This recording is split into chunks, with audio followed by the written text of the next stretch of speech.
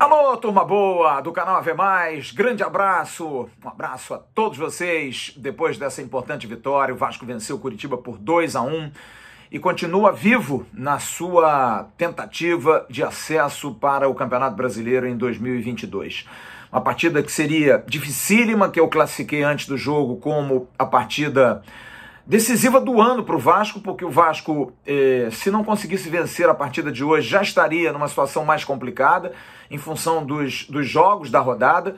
Claro que nada decidido, mas o Vasco vinha de uma derrota que doeu demais contra o Sampaio Corrêa, pelas circunstâncias, a recepção que o Vasco teve, depois no campo jogando com um a mais, perdendo o pênalti, e a semana foi uma semana de abatimento, inclusive para o torcedor do Vasco, mas o time entrou impulsionado pela sua magnífica torcida, que fez uma festa, 6.200 torcedores dentro daquilo que foi colocado pela direção para a venda, fizeram um barulho muito grande, uma pressão muito grande, a torcida do Vasco ajuda demais, é o melhor reforço, é o maior reforço que o Vasco pode ter.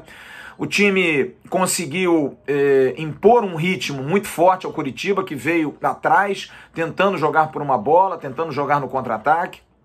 O Vasco consegue abrir o placar por 1-0, gol do Germancano, uma jogada toda tratada pelo lado direito com a cara do Fernando Diniz, esse time que faz a jogada toque, toque, toque, e aí o Nenê rola para o Peck chuta, o Wilson larga, e o Germancano, super artilheiro, faz 1-0, o Vasco teve outras oportunidades, e aí vem o segundo tempo e o Vasco com 16 segundos toma um gol completamente bobo, uma falha terrível do Ricardo Graça, o Léo Gamalho empata, mas na sequência, uma jogada do melhor jogador do Vasco em campo, um grande jogador da partida, que foi o Riquelme, na minha opinião, ele chuta cruzado, e aí o Nenê, que também esteve aí entre os top 3 do jogo, acaba entrando, e aí a expectativa, tudo para o Vasco é difícil, o Vasco consegue ter a benesse do VAR, e o gol é validado, e o Vasco consegue ter a vitória por 2-1, mas que teve que lutar muito até o final. E destaque principalmente para os veteranos. Quem viu o Avenils na sexta-feira, ontem,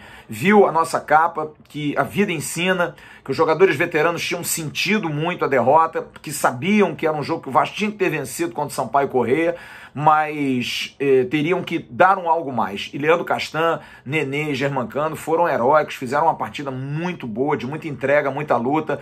Cano fez o gol, Castan defendeu demais, o Nenê faz o gol, e eles ajudaram demais na questão defensiva, de recomposição, de orientação, de catimba, daquilo que é fundamental num jogo como esse. Curitiba tem um time muito arrumado, um time difícil. O técnico paraguaio, o Morinico, colocou 2, 3 atacantes na frente, a bola aérea ali sendo uma dúvida sempre muito grande. Hoje o Vasco teve a presença do Lucão no gol, que é um goleiro que eu falei isso no pós-jogo, ainda não me passa total confiança, tomara que melhore. Acho que na questão dos gestos ele ainda tem algumas falhas, mas hoje não foi tão exigido assim, mas precisa realmente ganhar esse ritmo. É uma decisão surpreendente, mas, na verdade, eu acho até correta, porque o Vanderlei realmente não vinha jogando bem, apesar de ter feito um bom jogo contra o Sampaio Corrêa, mas talvez o Vanderlei estivesse passando para a defesa algum tipo de insegurança. Mas o Lucão agora vai ser testado, que vai ter um jogo difícil em Recife contra o Náutico. O Vasco está ali pontuado, está ali juntinho, a gente vai esperar aí os resultados da noite, a gente não sabe ainda como foram os jogos, principalmente o Avaí e Confiança, mas gostei da entrega do time, gostei da maneira como o time se defendeu, da maneira como o time se empregou, da maneira como o time está encarando esse momento. O jogo do Sampaio Corrêa foi um deslize, foi uma pena o Vasco ter perdido aquela partida, porque senão teria aí uma sequência de 5 vitórias, mas não é assim. O Vasco está no bolo, está com condição, está com chance, e eu queria aproveitar aqui e abordar alguns temas específicos de alguns jogadores. Ricardo Graça cometeu uma falha, é um zagueiro que do lado dele ele errou quando poderia até ser justificável se fosse do lado direito, mas não do lado esquerdo. Ele foi dar uma rebatida e errou, e parabéns ao torcedor do Vasco, apesar do gol ter saído em seguida, não pegou no pé do Ricardo Graça, torceu pelo Vasco. Acho que isso foi fundamental para que o Graça pudesse pelo menos ter uma atuação um pouquinho melhor até o final, porque eu temi muito. Ele não foi um jogador que foi um primor depois da falha, é claro, é normal, mas ele também não comprometeu, salvou algumas bolas ali pelo alto, foi importante.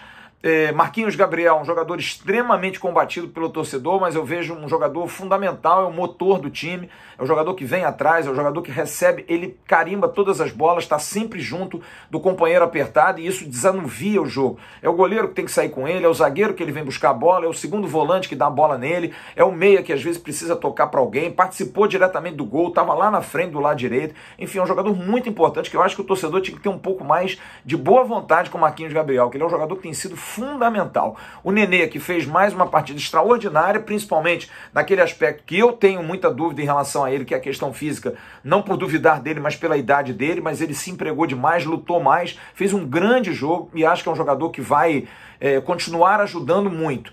Tomara que tenha uma semana de descanso, de recuperação, se desgastou demais. E Germán Cano, que é um jogador também que me chama muita atenção pela entrega, voltando para marcar, jogador de muita luta, muita fibra, fez um gol de artilheiro, é um jogador que me parece incomodado com essa situação do Vasco e ele quer vencer.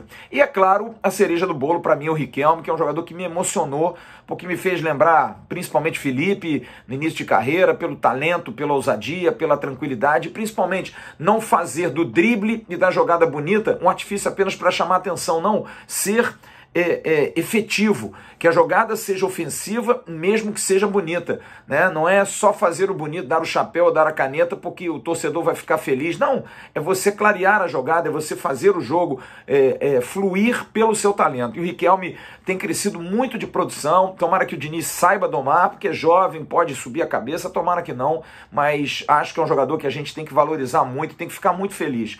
Estava ali dentro de casa, né, a nossa solução. E o Riquelme tem nos brindado com um futebol realmente bem legal. O Vasco agora tem o Náutico, semana que vem, estamos na briga, o Vasco tem chance, precisa somar pontos, não pode perder para o Náutico, se empatar até não é um resultado ruim, o Vasco tem mais 4 jogos em casa e depois vai pegar adversários fora de casa que dá para vencer, por exemplo, o Vila Nova, o Londrina, são adversários, o Guarani é um jogo mais difícil, mas aí é tira-teima, dá para ganhar lá fora, o Vasco vai buscar a sua classificação, eu acho bastante possível, tem que somar pontos, tem que ganhar, tem que fazer o que fez hoje, jogar em cima, pressionar, não dar espaço ao adversário, sufocar, usar o caldeirão a seu favor, e aí eu acho que a gente consegue a tão sonhada classificação, tão sonhado acesso. Tem muita coisa? Tem muita coisa. Continuo ainda cético em relação à classificação, sim, por ser uma trajetória difícil. Mas, volto a dizer, se o Vasco jogar o futebol que vem jogando, principalmente em casa, dificilmente vai perder para alguém.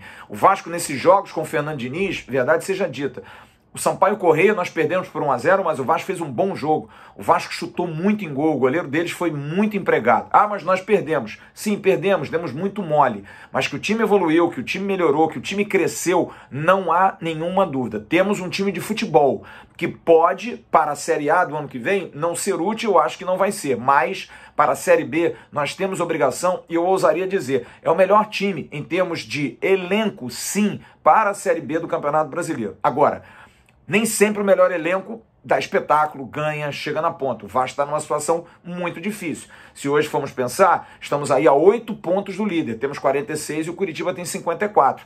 É difícil. Nós perdemos hoje para um time que estava a 11 pontos na frente da gente. Mas antes, tarde do que nunca. E acho que esse time do Vasco tem a obrigação de continuar jogando assim, que a fisiologia, a preparação física, todos possam dar recuperação física a esses atletas e que o Fernando Diniz continue dando oportunidades aos jogadores certos, apesar de que acho que hoje não entendi a entrada do MT, eu acho que o MT passou muito à frente de todo mundo, continuo não entendendo a entrada do Rômulo, mas ele que está trabalhando, é ele que sabe e a gente tem que respeitar o treinador, porque eu acho que o trabalho tem sido muito bom do Fernando Diniz e de toda a sua comissão técnica. Gente, amanhã tem boletim, amanhã tem o Arquibancada, aliás, amanhã a gente tem programação normal aqui no canal, aqui também no AV+, a gente vai ter, isso que eu tô falando é lá no AV1, e amanhã eu estarei de folga, estarei comemorando o aniversário da minha querida e amada filha, fazendo 18 anos, beijão pra minha filha, que nesse momento não vai estar vendo o vídeo com certeza, que está com as amigas, está curtindo e nada mais justo do que comemorar uma data tão importante assim, 18 anos. Grande abraço a todos vocês, bom sábado, bom final de semana, sempre bom, né? Vasco ganha, deixa todo mundo mais leve. Grande abraço, fiquem com Deus. Tchau, turma.